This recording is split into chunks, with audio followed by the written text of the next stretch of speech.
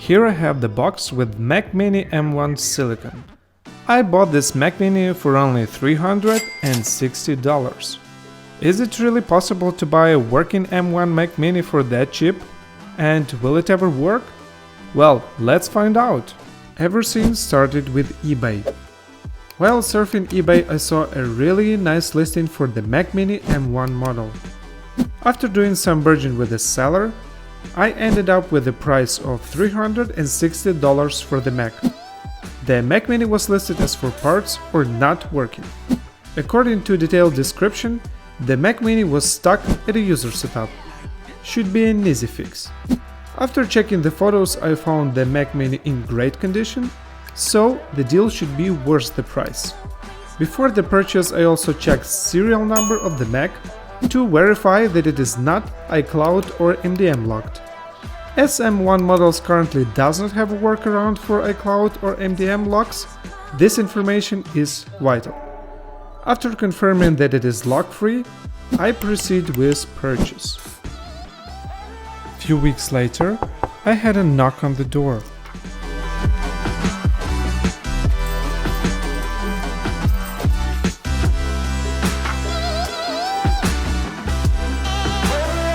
Finally, I got my parcel, and now it was time to unbox it.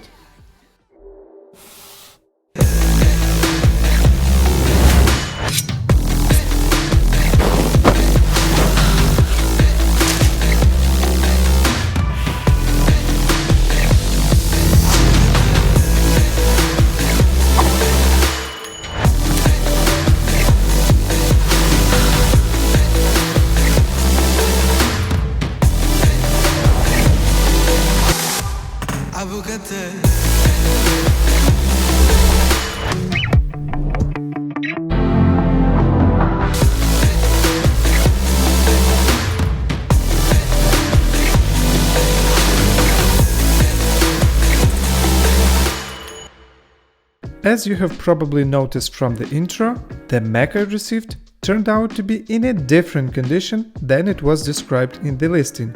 There are some dents and scratches on the front side and one small dent on the back. Probably the parcel was damaged during transportation. The rest of the Mac Mini looks great.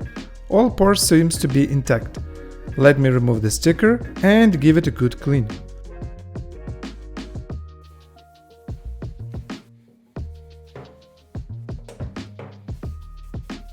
The Mac Mini didn't include any accessories or original box. That's why I have to buy a power cable separately, $5 per piece. I also had my old wired Apple keyboard with Apple mouse, so there was no need to buy any. That was really handy back that day to have two USB ports in keyboard. You can easily connect any accessories without having the need to use back ports of the Mac. As a monitor, I'm using 15.6 inches DEN screen from Asus, which has both HDMI and USB-C ports. Now let's power the machine and see what I got. After the macOS was booted up, I saw two users' accounts without any hints for passwords. According to eBay photos of the item, the seller had an issue with creating user account. Being too lazy to figure out how to solve the problem, he gave up. But this is not my case. As I can see, two users were created, but I cannot access their accounts. Once I completed small research on Google, I found out that it is a common problem and there are lots of solutions to resolve it. According to instructions of Apple discussion forum, to resolve account issue, account password should be reset by using reset password command in recovery mode. After resetting the password, hard drive should be erased and macOS reinstalled. In order to load recovery mode for password reset, you should hold power up button during Mac Mini boot time until you see the menu options. To save time for macOS reinstall process, I prepared USB drive with bootable macOS Monterey. Unfortunately, resetting password for any account on any volume was not working, So I proceed with formatting hard drive and reinstalling macOS.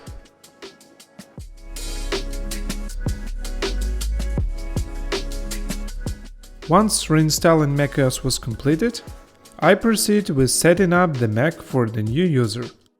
Now it is fully working and I can try using M1 Silicon. I have a base model of Mac Mini M1 Silicon with 8 CPU cores, 8 GPU cores, 8 GB of unified memory and 256 GB of SSD storage.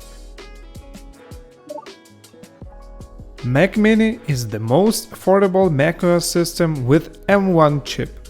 The starting price is just $699 US.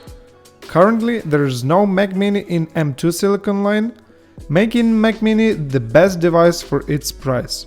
If you want to get a higher performance, you should go for Mac Studio, but it's pricey. This is not a full Mac Mini review, but still, I would like to do some small user tests on new M1 processor and understand if it can replace my 2017 iMac for daily tasks. Let's check it out. At first, I'd like to test flash storage drive speed, and comparing my iMac storage, there's a small increase in write speed and a great boost in read speed. It is a really good improvement in performance. Next, I tried to see how much time it takes to start apps, and this is crazy. The apps are starting instantly, without any waits, one by one. Here's an example of starting Final Cut on iMac with Intel processor and Mac Mini M1. Usually I don't play games on macOS, this is not a gamer computer, but still I would like to play some on this Mac Mini. The only free game I could find without installing extra software to support PC games was CSGO. It was running pretty smoothly, with 60 up to 80 FPS. I even managed to kill some bots while testing. Nice! Next, I run tests to check how many browser tabs this Mac Mini can handle at the same time. 1, 2, 3, 4, 5, 6, 7. Once I reached number of 30 tabs, I noticed that Chrome started to run very slow. But 30 tabs is a great result. I was surprised that this Mac Mini has speakers. Well, they are not good quality speakers, but at least it is something. And it works pretty okay for a small room. If you prefer a good sound, you can always use earphones. Also, I ran Geekbench 5 test, and as a result I got a pretty solid numbers for single and multi-core scores. In general, I was impressed with this Mac. It's a decent machine. The only thing I found this Mac is lacking: a small size of storage. 256 GB is not enough, even for a small Final Cut project. But adding a portable SSD can easily fix this problem. Mac Mini has a really great design, which hasn't much changed when it was presented by Steve Jobs back in 2005. This is how tiny it is. Except now it is a solid block of aluminium. Because of its small size, it can fit into any environment as desktop PC. But I decided to give it a try as a portable PC and understand if it can replace a MacBook. Having a portable screen does not require any additional investments, and to make it look more clean, I replaced my wired keyboard and mouse with wireless ones, which I had before as well. Having external power source like power station will be really nice to have, but because of its high price, I decided just to move on with the long power adapter. Yeah, quite long.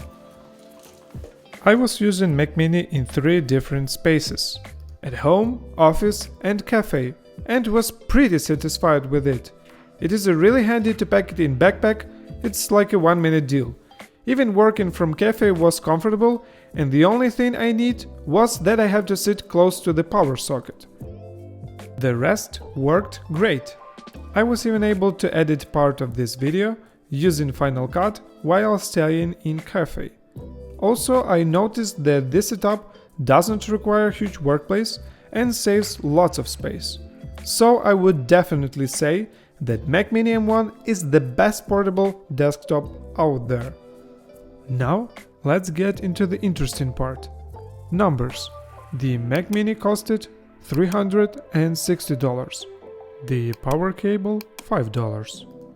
Tax that I paid in Ukraine $70. Shipping to Ukraine $9.24. Totally I spent $444.24. I expect to sell this Mac Mini from $500 up to $550.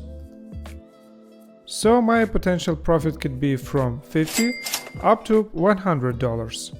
Regarding MacBook from previous video, I sold it for $650, making a profit of $179. Great! Thanks for watching. If you like this video, please leave a comment and smash that like button. If you want to see more, hit subscribe button, and I see you in the next one.